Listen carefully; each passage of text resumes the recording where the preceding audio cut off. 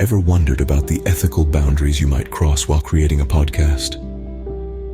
In the world of podcasting, ethics isn't a topic that can be brushed under the carpet.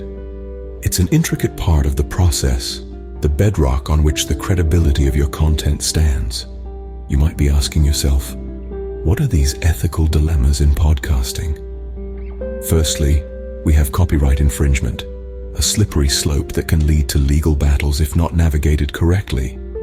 Then there's misinformation, a beast in its own right, with the potential to damage reputations and mislead thousands of listeners. And finally, there's the lack of transparency, the undisclosed sponsorships, the hidden biases, the unmentioned affiliations.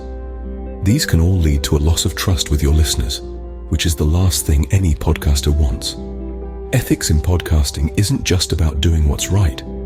It's about maintaining the trust and respect of your audience. Now let's delve into some real-life case studies that highlight the importance of ethics in podcasting.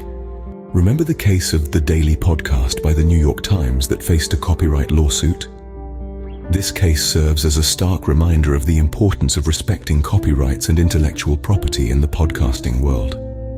In this particular instance, The Daily was accused of using a song without proper rights. They allegedly incorporated a piece of music into their podcast that was not theirs to use. This oversight led to a lawsuit, a situation that could have been avoided had they sought the necessary permissions or opted for royalty-free music. Copyrights exist for a reason. They protect the rights of creators, ensuring they receive recognition and financial compensation for their work. When we, as podcasters, disregard these rights, we not only disrespect the creator, but also place ourselves in a precarious legal position. But it's not just about avoiding lawsuits. Respect for copyrights is a matter of professional integrity. It's about doing the right thing, even if you think no one's watching. It's about maintaining a level of respect for the work of others, acknowledging their creativity and effort, and ensuring they receive the credit they deserve. And let's not forget about the potential damage to your reputation. In the digital age, news travels fast. If you're found to be infringing on someone's copyright, it won't be long before your listeners, and potential future listeners, find out. This could lead to a loss of trust, a drop in listenership, and a tarnished image that's hard to repair. So how do we avoid falling into the copyright conundrum? Be mindful. Do your research. If you're unsure whether you can use a piece of content, reach out to the copyright holder or seek legal advice. There are also plenty of resources available that offer royalty-free music and sound effects. The bottom line is this: copyrights are not to be taken lightly. They are a crucial part of the creative ecosystem, protecting creators and their work. As podcasters, it's our responsibility to respect this. As we can see, overlooking copyrights can lead to legal troubles and harm your reputation. Consider the example of the infamous Plandemic podcast that spread misinformation during the COVID-19 pandemic. It's an example that continues to echo in the podcasting universe, a chilling reminder of the power and responsibility that comes with having a platform. The Plandemic podcast, if you're unfamiliar, became infamous for circulating false information about the COVID-19 virus. Its hosts claimed to reveal the hidden truth about the pandemic, but instead, they propagated misinformation, leading to widespread confusion and, even worse, potential harm. Let's take a moment to dissect this case. The Plandemic podcast, instead of relying on verified sources and scientific evidence, chose to circulate unfounded theories. They twisted facts, ignored the scientific consensus, and in doing so, misled their audience. The result? A massive backlash from the public and the larger podcasting community, and a tarnished reputation that's hard to recover from. The Plandemic incident underscores the critical importance of fact-checking in podcasting.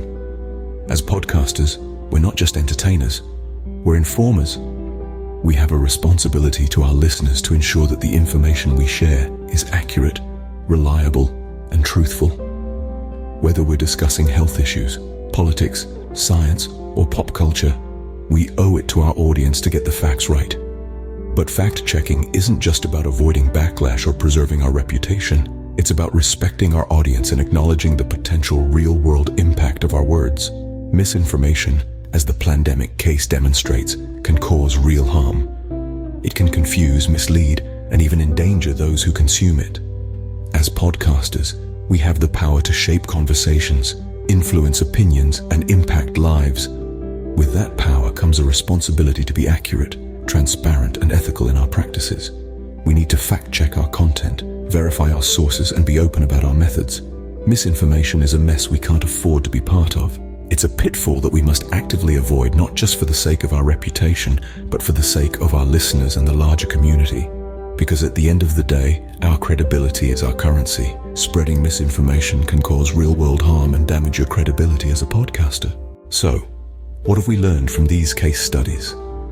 We've seen that ethical considerations in podcasting cover a broad spectrum. It's not just about the legalities.